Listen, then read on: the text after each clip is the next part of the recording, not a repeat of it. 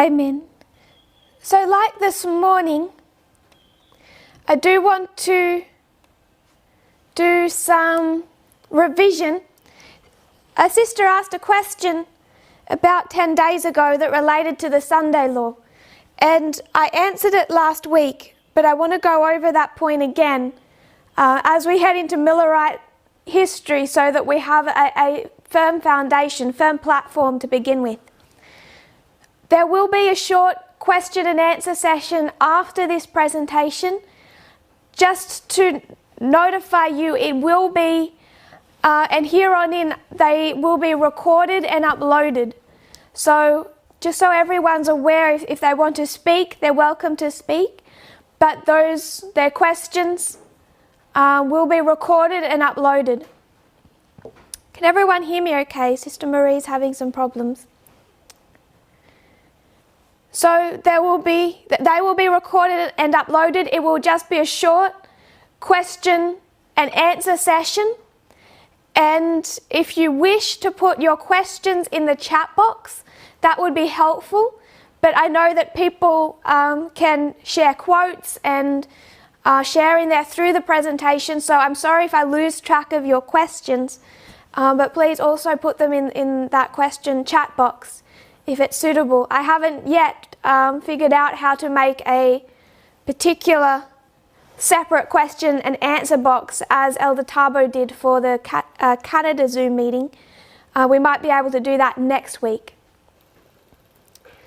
So there was a question that I was asked recently that I only want to spend a couple of minutes on because it's one that people continue to bring forward.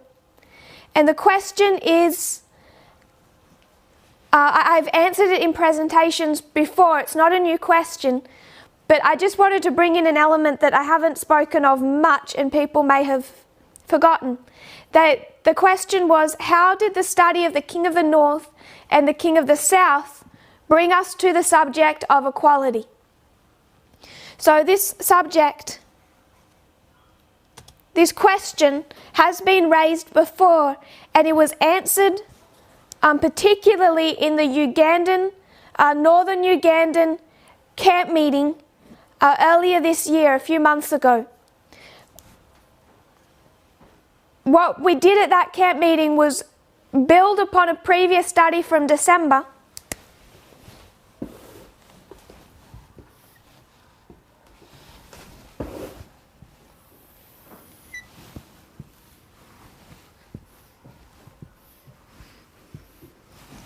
We have our reform line, our 5 key waymarks, our 4 dispensations, and we identify that in every dispensation, the ploughing, the early rain, the latter rain, the harvest, there is an increase of knowledge and a formalization. In December 2018, that study was titled Boston, Concord, Exeter.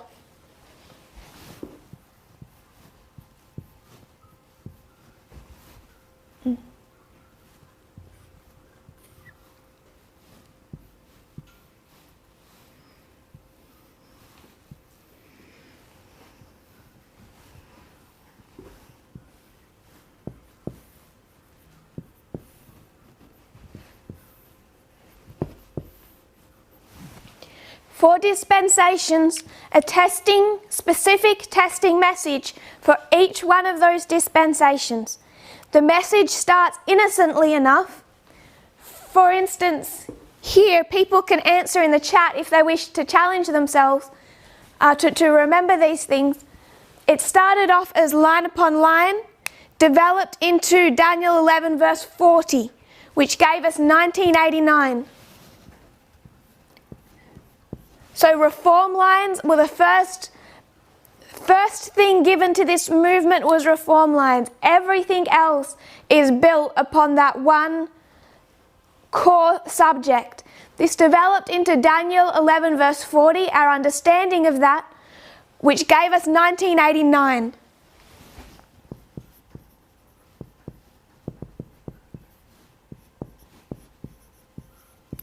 Which was discussed in this morning's presentation.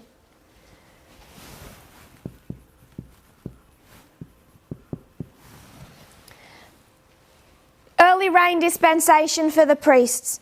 The increase of knowledge was the 25-20.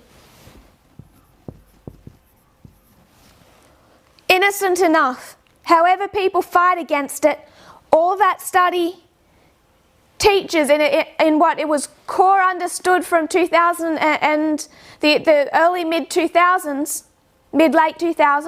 was that the 25-20 is a time prophecy understood by William Miller that brings you to 1798 and 1844. Innocent enough. Time prophecy fulfilled 160, 80 years ago, depending which one you mark. Sister Catherine spoke about that last week, and she's building that study.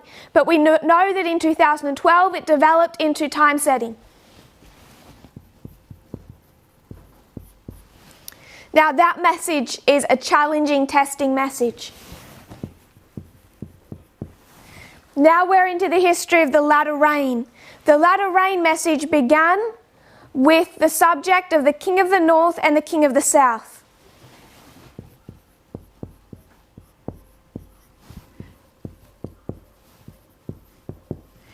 In 2016, that increase of knowledge.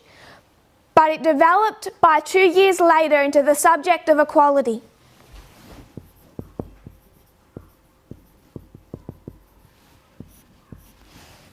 So what the person is asking is, how did this increase of knowledge get to this formalization? How did the subject of the King of the North and the King of the South develop into our understanding of equality, racism, sexism, homophobia? So I don't want to go into the full study of Eden to Eden.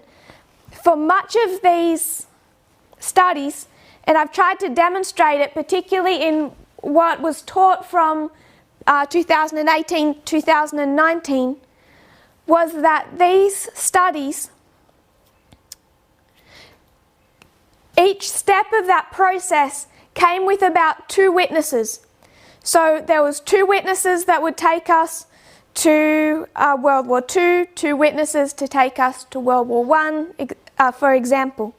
There's really 2 witnesses that brought us to equality.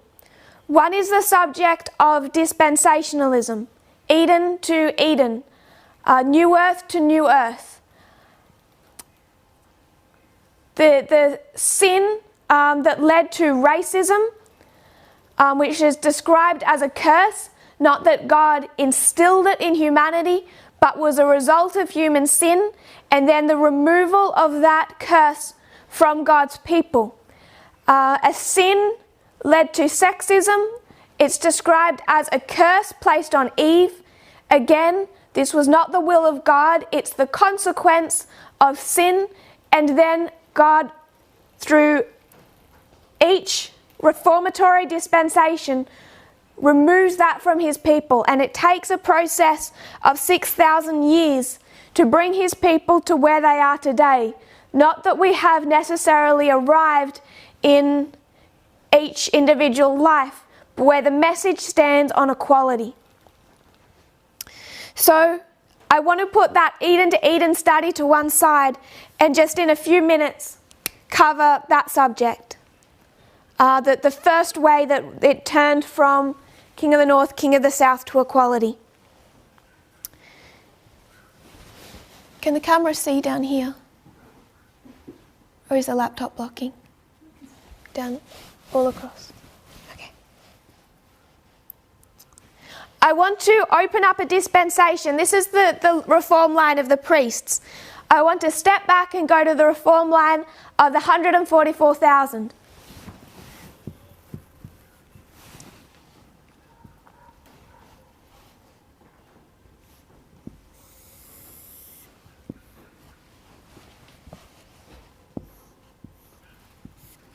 This is the early reign for the 144,000, our current dispensation, 9/11 to the Sunday law.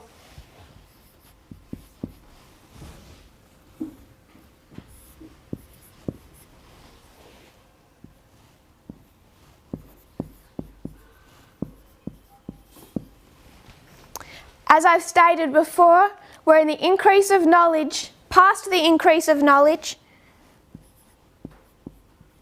of the Sunday law, which is why we had the opening up of truth that we experienced last year.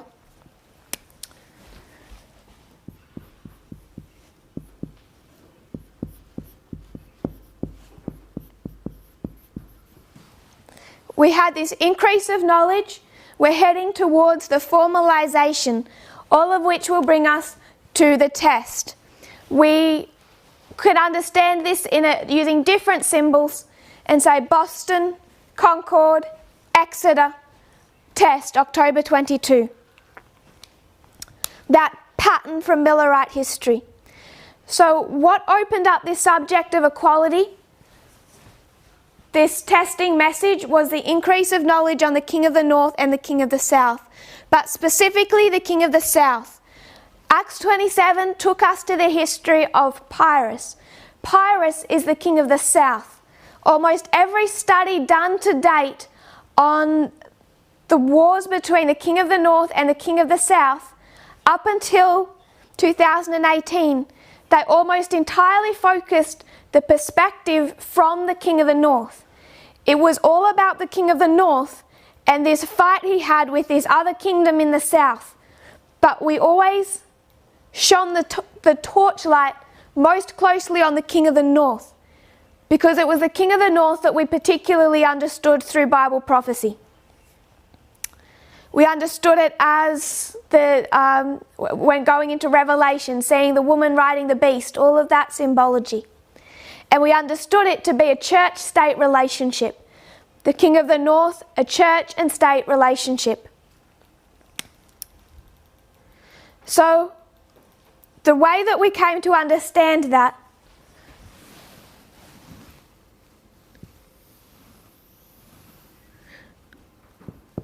was through understanding that the King of the North and the King of the South are polar opposites.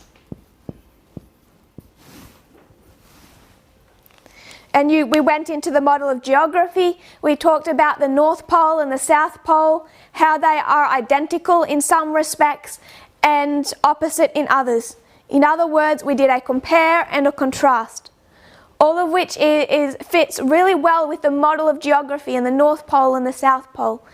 We went into a look at history, into Ptolemy's Egypt and the church-state relationship he had compared to the church-state relationship in Babylon. Compared them, contrasted them. The comparison was they're both in church-state relationships. The contrast is that in the King of the South, the church does not control the state controls the church. So if I can make a modern day application, Trump came to power and then how did he come to power? Who gave him power? The evangelicals in the United States gave power to Donald Trump. So you have the church giving power to the state.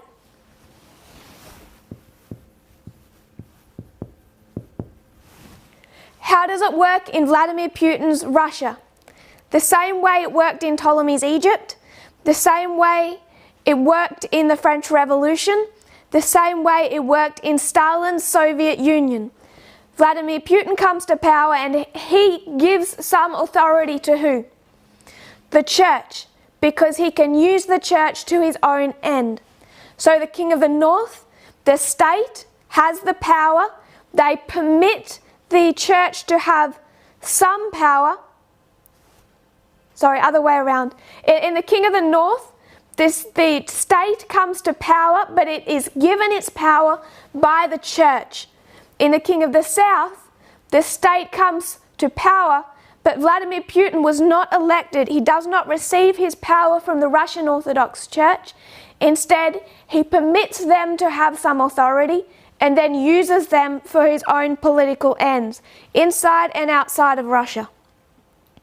So the way that the subject of the King of the North and the King of the South, the Diadochi Wars, the World Wars, Pyrrhus, the way they took us to the subject of equality is because they opened up, shone a spotlight on the nature of the King of the South.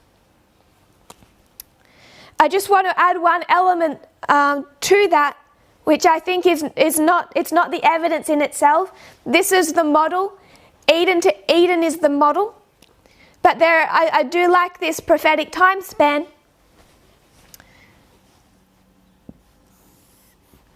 When you consider that 2019 is the opening up of this subject of equality to its fullest extent,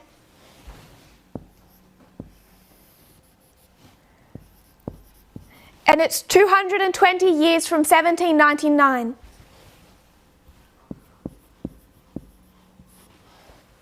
$220, what does that number represent in Bible prophecy? It represents a restoration, yes. The 220 represents restoration in inspiration. So we have a number marking restoration that brings us to the restoration of equality, of the end of nationalism, the end of sexism. So what does this 220 restoration bring us back to? In 1799, where is Napoleon? 1798, he goes to Egypt. He wages war with Egypt in the south and Turkey in the north. But when he goes to Egypt, he brings a team of scientists with him. And in 1799, what do those scientists discover? In Rosetta. They discover the Rosetta Stone.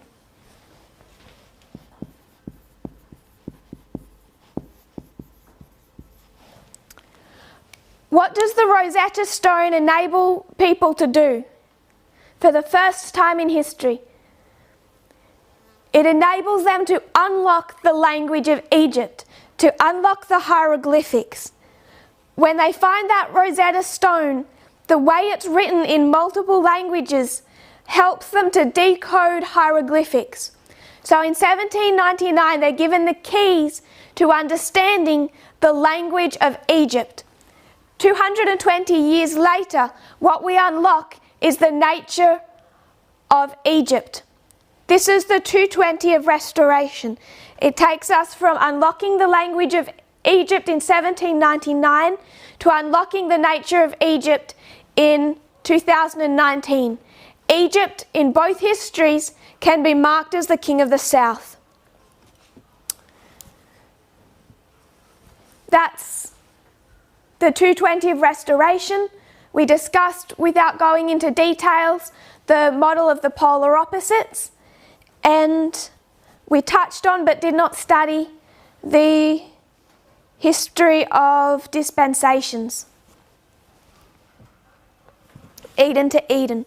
So I just wanted to answer that question from someone who asked to understand how this increase of knowledge developed into this formalization in that history. And it was this model that came first, understanding the polar opposites. It was later that the other evidences were added on top of this first witness.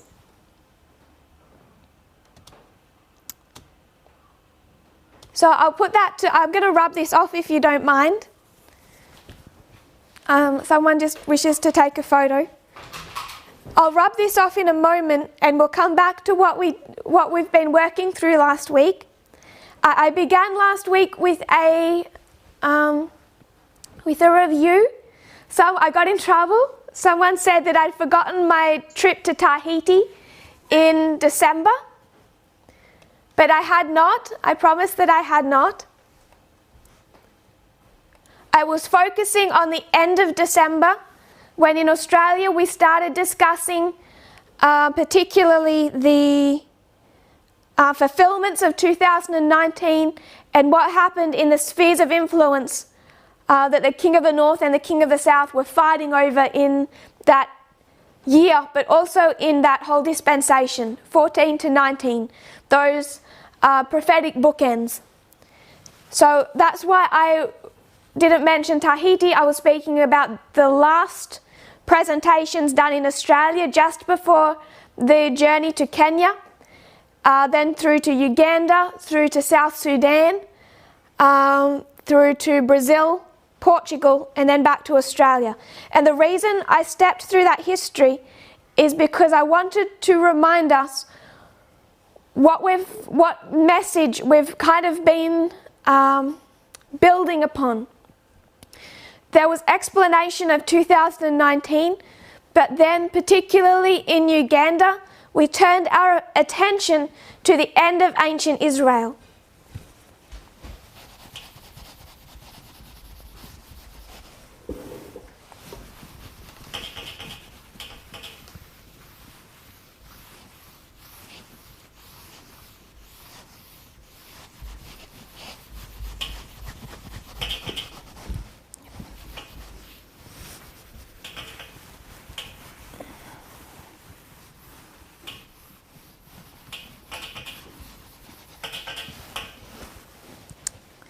So what I particularly wanted us to discuss in Uganda was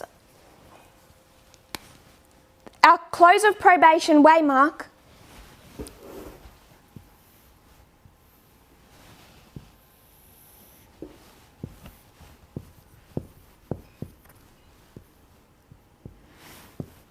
how it is symbolized by the cross at the end of ancient Israel, and how you can look at the history either side of this waymark by identifying Gethsemane,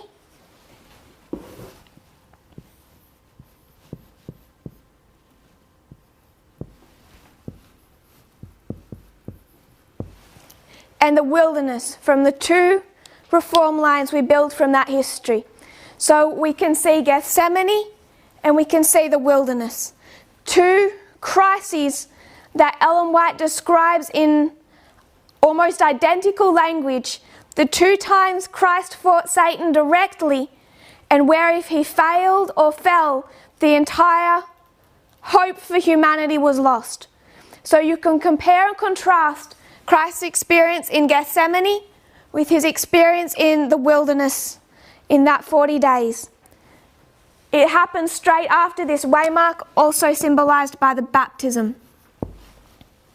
So either side of this waymark is a point of crisis.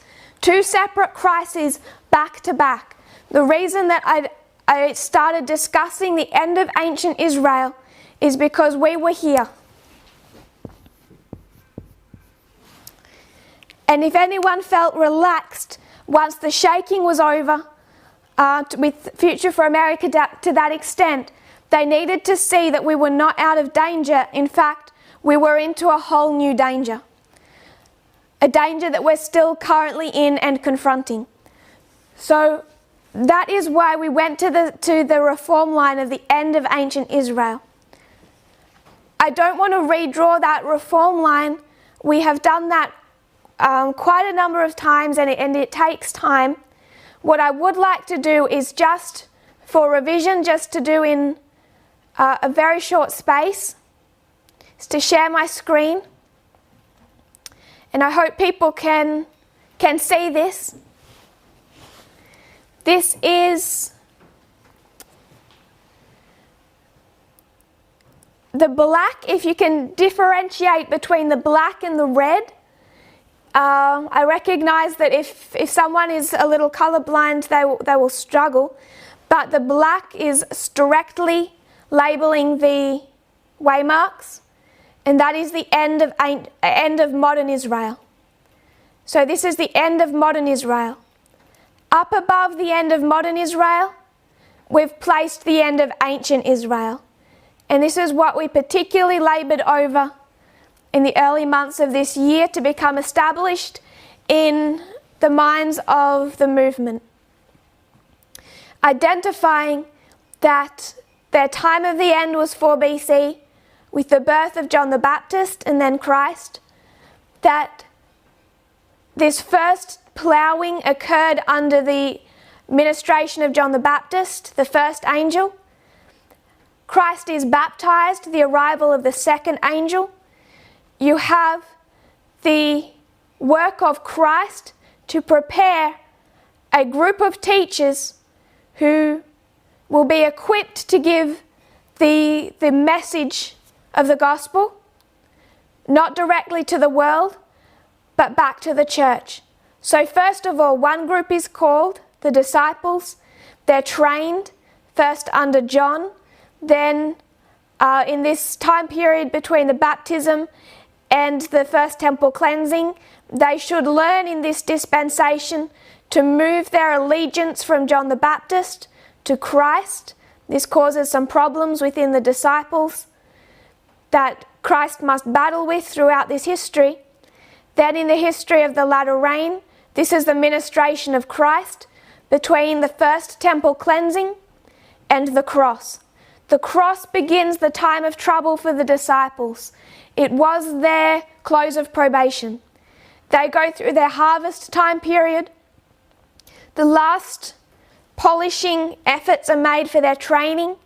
And then at Pentecost, they go not to the Gentiles, but back to the church. And between Pentecost and 34 AD, there is a second call made to ancient Israel. 34 AD is the end of the 490 years, and the gospel moves its focus from being directed solely at the Jewish nation to now being directed towards the Gentiles. And from 34 AD to 70 AD, the gospel goes to the Gentiles, to the world. 70 AD marks that close of probation. You have John the Revelator. He's one of the original disciples who was trained under Christ. And in this history, after 70 AD, you have a death decree. They attempt to kill him, but they can't. He's banished to the island of Patmos. And Ellen White says he here witnesses the second advent of Christ. So you have the full model of the end of ancient Israel as it confirms the end of modern Israel. That we have a calling, a time of the end begin in 1989. You have the work of Elder Jeff Pippinger. You have the training of this first group of we call them the priests because of Ezra. When it speaks about the priests, Levites and Nethinims, it's speaking about the three groups that left Babylon in the history of that gathering time period. So there were the priests and the Levites, two calls for those of the Jewish nation to leave Babylon, and then for the Nethinims for the world. And we know that we go to the world with the gospel at the Sunday law. The Sunday law lining up with 34 AD. So we have two calls for the church, one call for the Gentiles, for the world. Priests, Levites, Nethinims. You can see that through their calling out of Babylon, the idolatry of Babylon, and here they're being called out of the idolatry of Rome, which we discussed what that looks like when we spoke of the Apis bull and that subject that we've been discussing over the last couple of months. So I wanted us just to see that and have that in our minds. I'd encourage everyone to draw it for themselves where possible. Now I'll just try and unshare my screen. I don't know how to do that. Stop share. Okay. So we're back. Someone screenshot. That's a blessing. God bless for our tech-savvy brethren. Sister Debbie says thank you. Yes, I'm not one of them, so I'm more than grateful. So I just wanted us to have that in our minds. That was our focus over the last schools and camp meetings. That was my focus, because I want people to see where we are on that reform line and how we essentially go from the pot into the fire, if you can put it that way. That whatever shaking and trouble we faced towards the end of the last dispensation with social conservatism, we face at the beginning of this dispensation with moral liberalism. And it's typified in that history by the experience of Gethsemane and then the temptations in the wilderness. Two time periods where there is a great test placed upon the movement.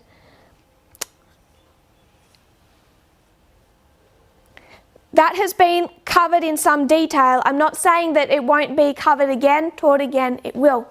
But what we have done since then is move from the history of the end of ancient Israel into the history of the beginning of the modern. And I've discussed that before. That God is opening up these reform lines in order. The reform lines given to us in 1989. Ancient, modern. Our focus was on this one. It's the omega of ancient. It's a history of success.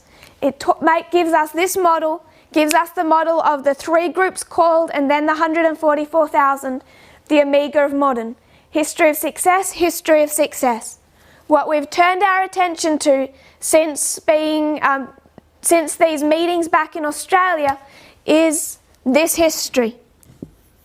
Because for modern Israel, the end is typified by the beginning. And we need to continue to move forward into an understanding of the Alpha of modern Israel, the Millerite time period, 1798, where Adventism began. How Adventism began will explain to us how Adventism ends, making note for the difference between a history of success and a history of failure.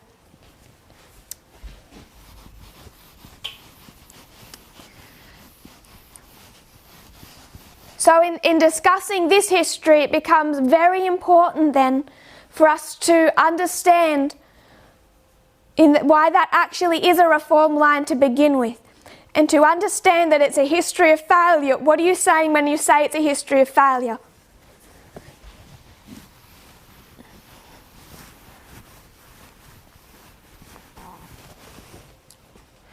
What you're essentially saying is something was meant to happen and it failed to happen.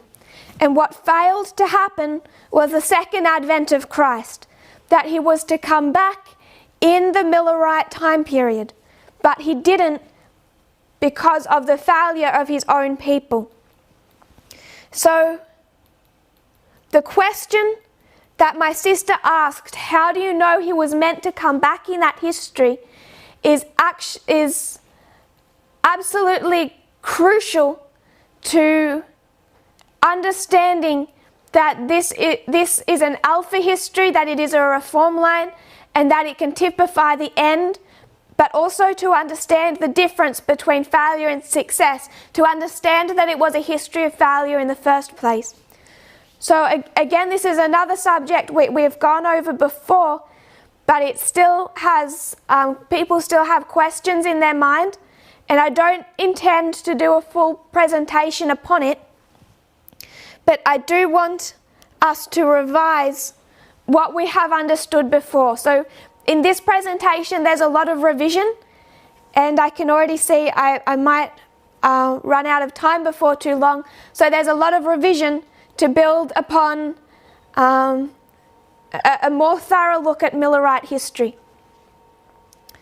So I want to screen share once again. What I did last week was go through some quotes. So I might write those quotes on the board before I screen share. I'll just rewrite the quotes on the board that I will reference while we're looking at that paper.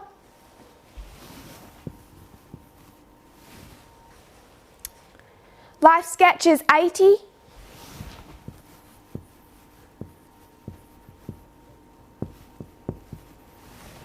Three, two, one paragraphs, particularly paragraphs 1 and paragraph 3. Early Writings 275.2.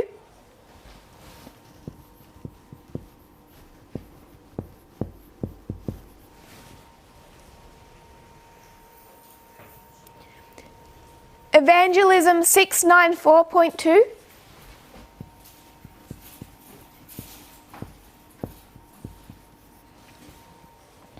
To just give some dates with these, Life Sketches 80.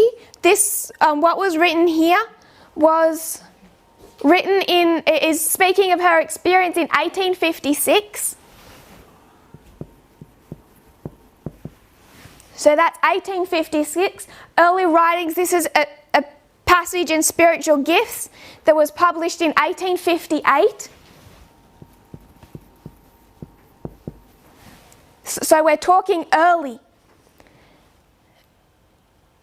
Evangelism 694.2, this was from 1868.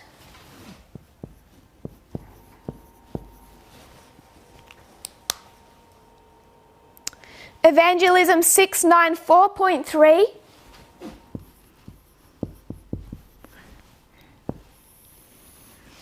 Now we're going into later history. This was 1900.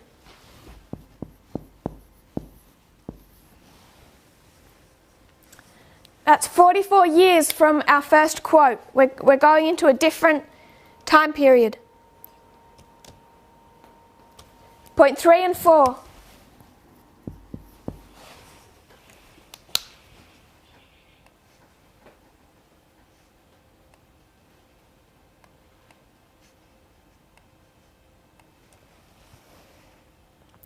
And then Great Controversy, we know the dates for that, 1884, 88, 1911 version. Great Controversy 573.1.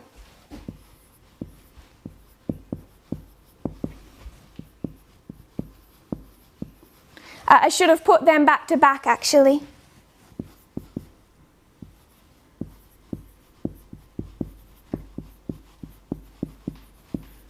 And keep that order.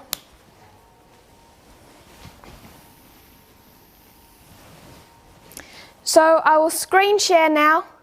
What we didn't do last week is go through the 2 publications that we have.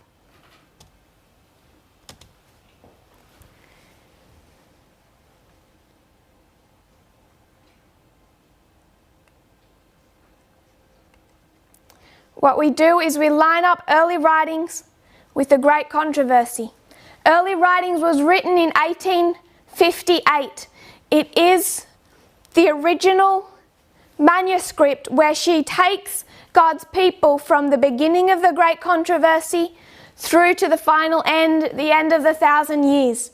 So in early writings, she gives the same overarching view of world history that she gives in the Great Controversy, but she does it 30 years earlier, and what we want to do is compare and contrast the similarities and the differences. So we've already made the claim that Christ was to return in the 1860s. 1863 can be marked through the 2520. And I'll refer us back to the quotes on the board. 2 years before she publishes early writings, she's at a conference at Battle Creek. It's May of 1856, 2 years prior to the date of the publishing of Spiritual Gifts. She says, at the conference, a very solemn vision was given me. I saw that some of those present would die, some would be subjects, some would experience the 7 last plagues, and some would be translated to heaven at the second coming of Christ without seeing death. So it's 2 years before the publishing of this Spiritual Gifts that you find in early writings, that publication, and she's visiting people and she's given a vision. And it's not just she's told that some of those people would witness the second advent without seeing death. She's also told that some would be alive through the history of the 7 last plagues. In other words, the 7 plagues and the second advent was to occur within the lifetime of those living in 1856. In the next few paragraphs, it talks about one who was there who recognized she was one of the ones who was going to die, and she died the following Friday. So she was going to die. She had a tumor that ruptured internally. She was quite ill.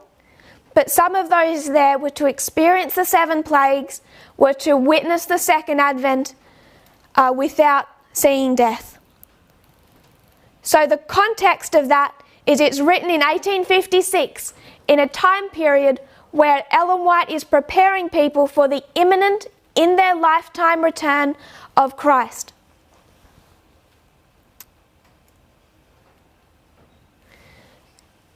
Early writings is a document, spiritual gifts, I should say, published in early writings, is a document that is tailored for those people, for that hoped for plan for the end of the world, where Christ would have returned in their lifetime. That's how we approach spiritual gifts. What we've done is compared and contrasted that model, where Christ was to return then, with great controversy.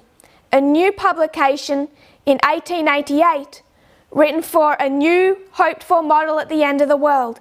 This is the triple application of Bible prophecy. 2 histories of failure combined show us our own history of success. Millerite history, 1888 history, combined to show the history of the 144,000. Christ should have returned in the Millerite history. That becomes clear, not just from the quote of 1856 and her vision at that conference, but from the entire structure of spiritual gifts that was written to prepare people. When that fails, she says in 1868, that was our 3rd quote,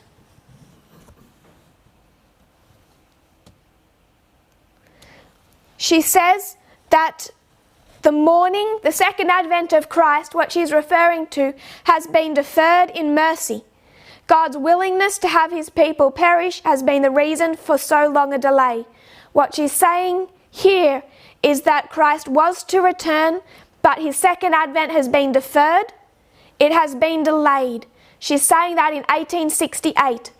So 1856, she says he will return in the lifetime of those here present. Then in 1858, she writes that she publishes spiritual gifts, which would have been the document for those people. In 1868, she's already said that that plan has been delayed. So there's a failure of God's people in this history that delayed the plan for the second advent. It gets passed on to a second hoped for history. That is 1888.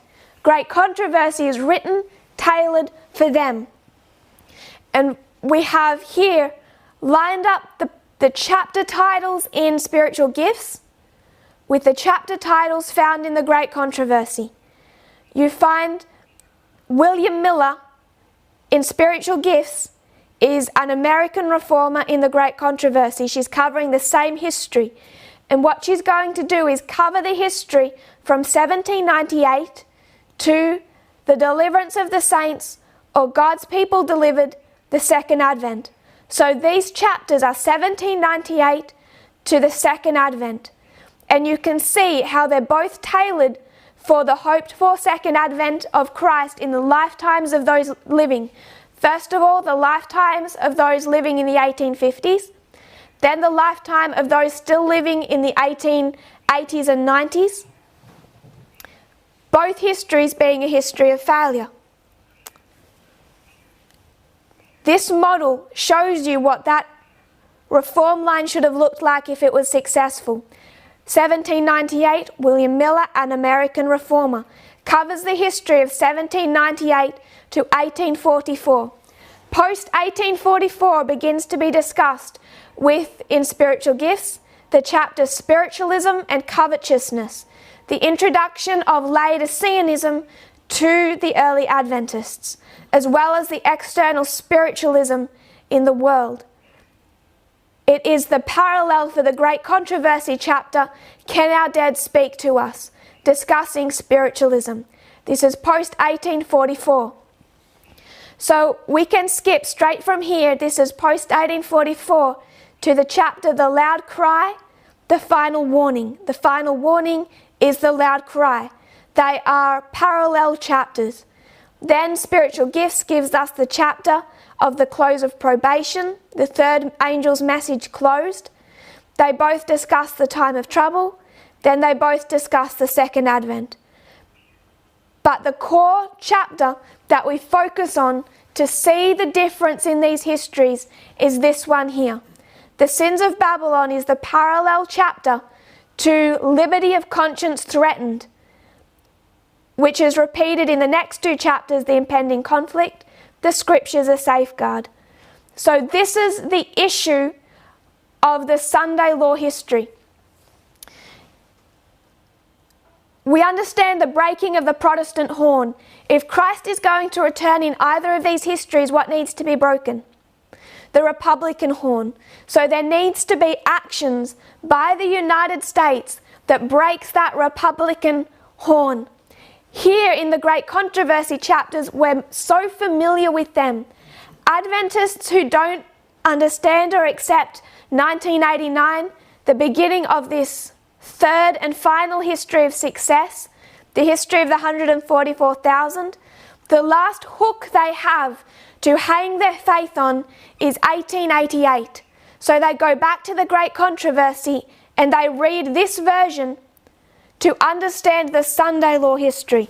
And you should no more refer to that version than you should refer to this version. Both must be looked upon as histories of failure, where God has given his people, despite what he sees, the message they need to say, I will return in your history, but that is a conditional prophecy. They had to be prepared for him. They had to do the work. Both times, Millerite history, 1888 history, it's God's people that failed. Both times there was a delay out of mercy. Ellen White says in the Great Controversy, in the movements now in progress in the United States will come the Sunday law. Those movements then in progress are not happening today. They came to an end. The National Reform Association ceased to operate. So these movements did not lead to the Sunday law crisis spoken of in the Great Controversy. And by 1900,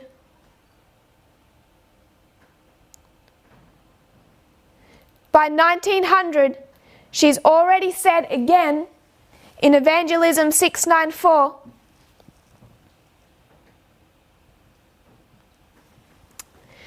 that if God's people had have been faithful, ere this, Christ would have returned. So by 1900, she's saying he should have returned, there's been a delay. So they're given spiritual gifts. God's people fail, they go into Laodiceanism. She says there's been a delay out of mercy because of the failure of God's people. You come into 1888 history, they're given the Great Controversy. By 1900, she's saying there's been a delay. This has not, the plan of God for him to return in either history has not come to fruition. We must combine both to understand our own history. So when we go back and we look at the history of the Millerites and we focus on 1798 to 1863, what we are doing is looking at the failed alpha history of modern Israel.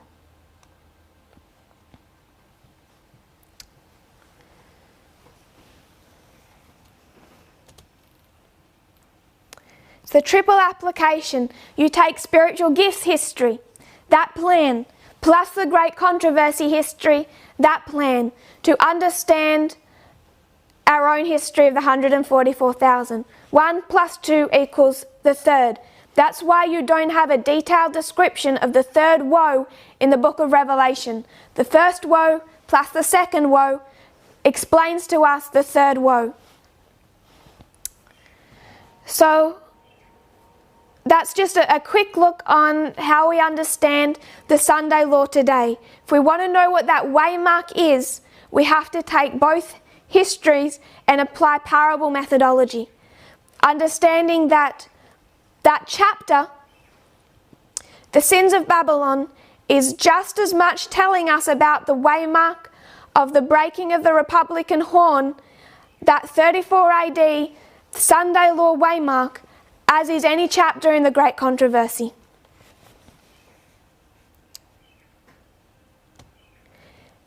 And then once we explain that, we go into detail about what that chapter of early writings, its spiritual gifts, the sins of Babylon teaches.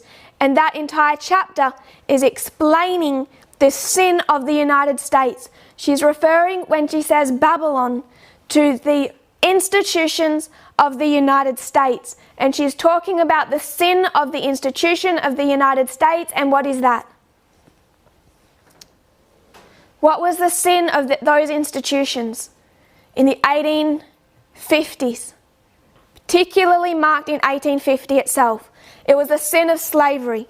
You go through that chapter and it becomes so clear the import that she is putting on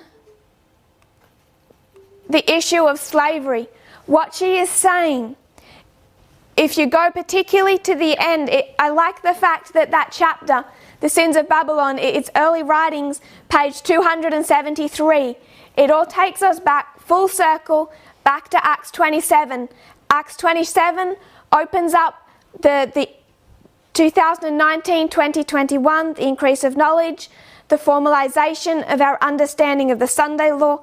It shows us the shipwreck, the fall of the institutions of the United States and Adventism. Acts 27 gave us that view of the Sunday law. Then it brought us to 273, which brought us to the King of the North, the King of the South, which brought us to equality, which brought us back around to spiritual gifts, which brought us back to 273, which brings us back to Acts 27. The whole study is like a picture-perfect puzzle. It brings us back around with the perfect consistency that God's inspiration always does. You go into, beginning with early writings, page 273, that chapter, and she speaks about the United States as having filled the cup referred to in Revelation chapter 18. Revelation 18 brings us to the Sunday law, and she says that the United States filled that cup. You can link it to 1850. So that waymark, everything that you would expect to be fulfilled by that waymark, by the angel of Revelation 18, can be locked solid on top of 1850, which would have meant that there would have been a perfect prophetic model in Millerite history. If Christ had have come back in 1863, you would have seen all that fulfillment. The breaking of the lamb-like horns, the turning of the United States from speaking like a lamb to speaking like a dragon, finally its judgment and fall under the civil war that was then in progress. So I won't go further into 1850, because as we step through Millerite history, we're going to discuss Millerite history again.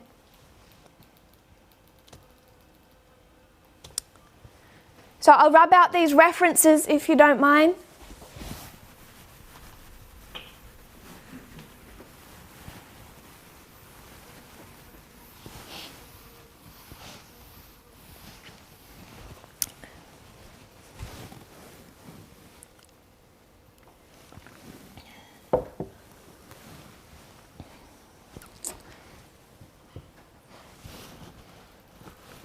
So we began to approach this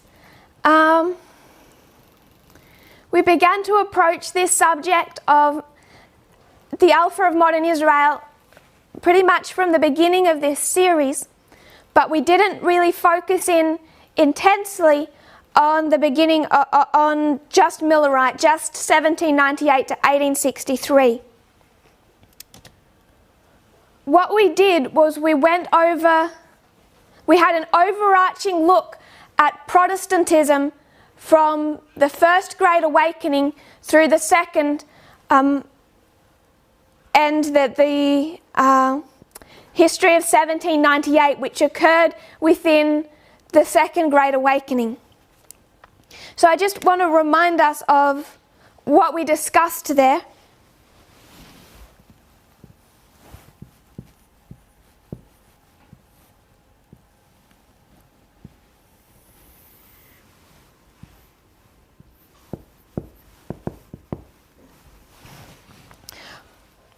We just really did an overarching line, and we showed how in 1798 there's these two branches of Protestantism.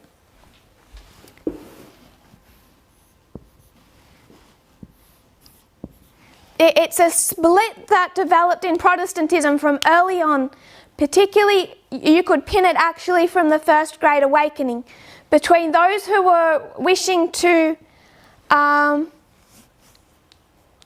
I suppose to move forward, take in new light, change some old treasured beliefs. Being Protestantism, that there was positives and negatives of that. But then you had this staunchly fundamentalist branch of Protestantism, particularly that held to Calvinism and had no intention of changing from those core fundamental, essentially conservative to conserve those conservative beliefs. And we marked the two branches in 1798 because it's in 1798 you see them split over a US election, and that conservative branch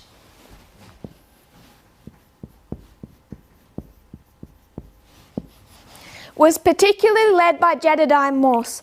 Jedediah Morse supported John Adams in his re-election, but then you had this liberal branch that didn't support John Adams, and they were supporting who? Thomas Jefferson. Thomas Jefferson is the one that gives us the phrase, the wall of separation between church and state. So you had the conservatives under Jedediah Morse who were opposed to such a separation, who were opposed to change, and who introduced in 1798 the conspiracy theories into the American political discourse, particularly the idea of a Bavarian Illuminati operating within a US deep state. And we spent presentation after presentation showing how that conservative Protestant model, using conspiracy theories opposed to globalism that's heavily nationalistic, that believes in deep state and satanic cults, how that became absorbed into Adventism. And we discussed that when we discussed, compared and contrasted ancient Israel and modern Israel. Ancient Israel held onto the Apis bull, how that occurred through their three histories: captivity to Egypt, captivity to Rome, Egypt, Rome, Babylon. And then for modern Israel, Millerite history, 1888, our own history. The three histories of ancient Israel, the three histories of modern Israel, both holding on to idolatry. Ancient Israel, the idolatry of pagan nations, which can be symbolized by the Apis bull. Modern Israel, the idolatry of Protestantism. What we have to clearly understand is which branch of Protestantism we've absorbed our idolatry from. Is it the idolatry of this socially liberal Protestantism that is not opposed to globalism, that is not nationalistic, or is it this socially conservative branch of Protestantism that absorbs conspiracy theories, uses conspiracy theories to argue, to become involved in US politics, that talks of a deep state, that forms a church-state union? Which branch has Adventism taken in the idolatry of? And we showed through working through all that history right down to the woman in the 1860s and 70s. What was her name? Someone remembers? Put it in the chat. Spot quiz when I can't remember. No pressure. Her type of thinking, as it was absorbed into Adventism, particularly finds its greatest revelation. Mary Stuart Ralph, thank you, Sister Lily. Mary Ralph, that mindset that was absorbed through conservative Protestantism that it is most exhibited in Adventism itself through the type of teaching of Walter Wythe and the penchant that Adventists have for conspiracy theories, for belief in the deep state. So I won't review all of that. I'm just reminding us of what we've done. This is all preparation to go back into Millerite history. So we discussed 1798, 1850, history of 1888, 1919,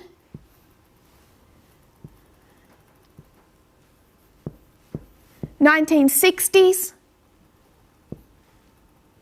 and then I'll put 2016. I'm not trying to be precise in my dates.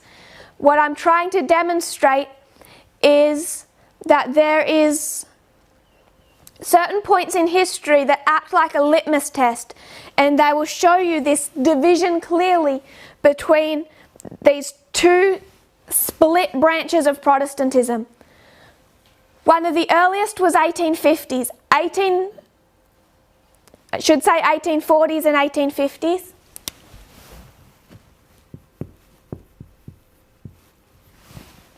The subject of slavery. Slavery so neatly, literally split Protestantism in two.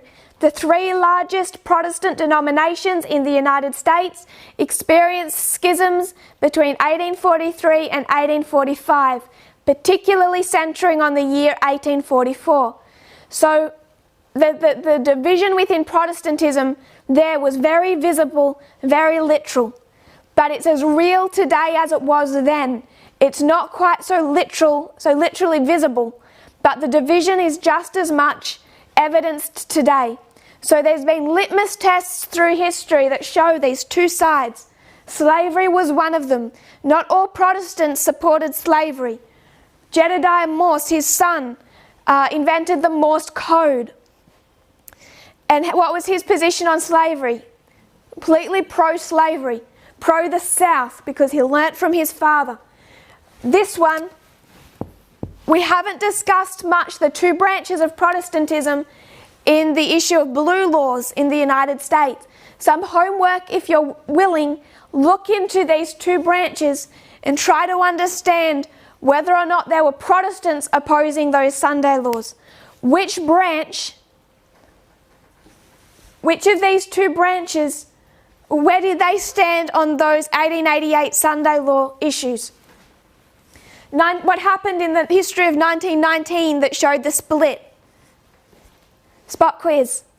What happened here that showed the two divisions in Protestantism?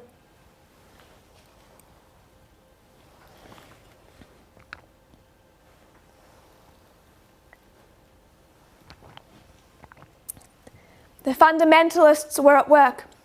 What had just happened in 1919? You have World War I, and what do they want to do to prevent another world war? They wanted to form the League of Nations. So, yes. So they want to form the League of Nations, and that split Protestantism between, that they weren't called conservative or liberal. It wasn't phrased that way. And they've changed name over time. The reason that we have the name evangelical today, one of the reasons, is in trying to distance themselves from the type of Christianity spoken of by Adolf Hitler in World War II. So that there's been different names over time for different groups. These are essentially the fundamentalists. And the fundamentalists in 1919 are completely opposed to the League of Nations because of the worldview they've developed around both the nationalism and the conspiracy theories of Jedediah Morse. So this was another litmus test, the League of Nations, those who support nationalism and those who were supporting globalism. Again, The idolatry of Adventism does not come from globalism. It comes from the threat of nationalism.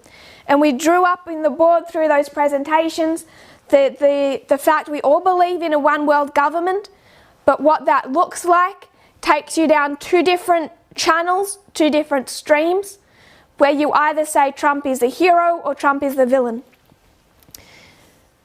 1960s, how were they split? Civil rights movement. 2016, Donald Trump. And you see that split as alive today as it was in Millerite history. So we had this overarching view of what Protestantism was doing.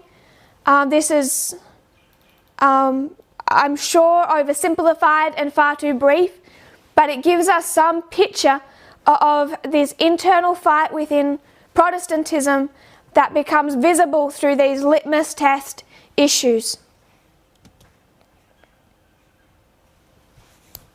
So what we want to do is we want to cut our line. We want to cut it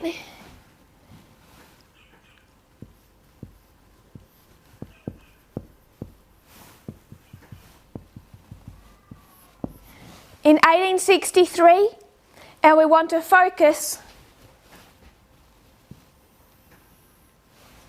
on the Alpha history of modern Israel. So we're going to close now.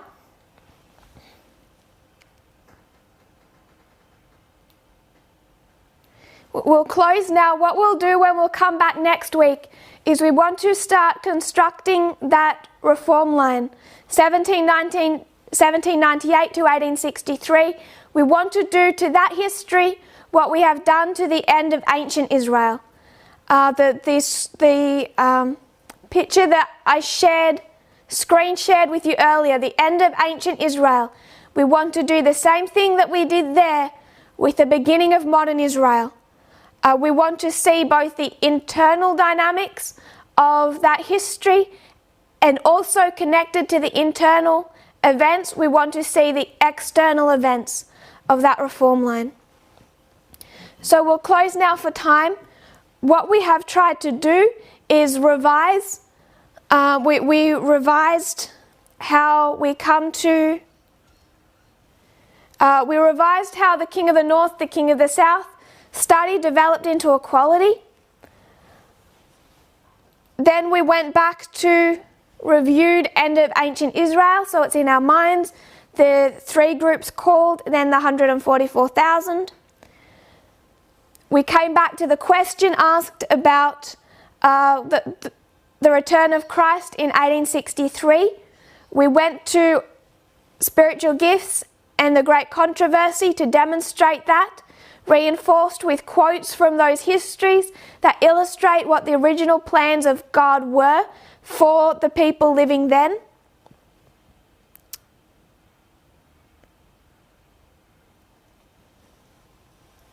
Then we reviewed how we have gone over what we've been doing up till now in trying to show the experience of Protestantism in pretty much from the original time of the end, from 1798, from Daniel 11 verse 40. What happens within Protestantism? To close, I'll remind us of how that message was developed. How did we say it was developed? To understand all these things. Acts 27 showed us the the fall of the institutions of Adventism in the United States at the Sunday law, the shipwreck.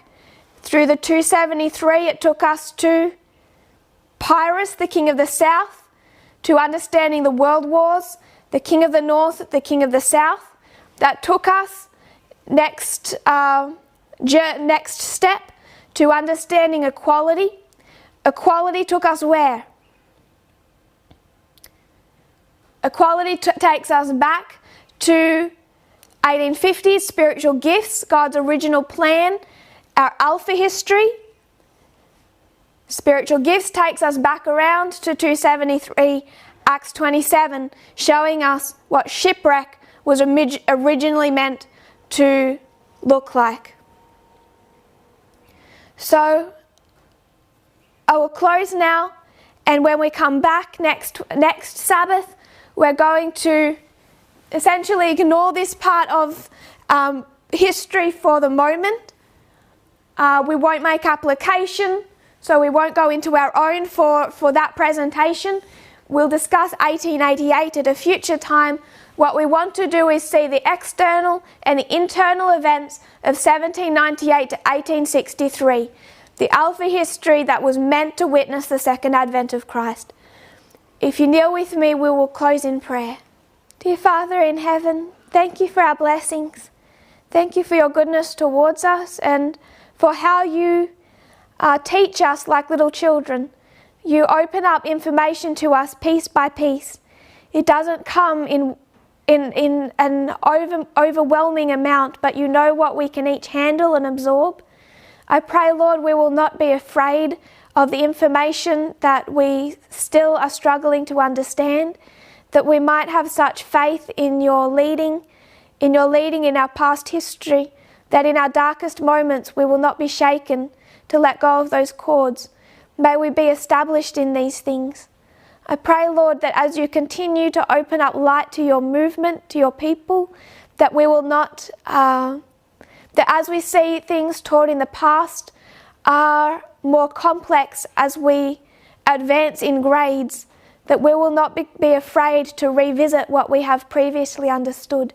May we not see this as past error, but at how you have led us so gently. Thank you for our blessings, Lord, and I pray this in Jesus' name. Amen.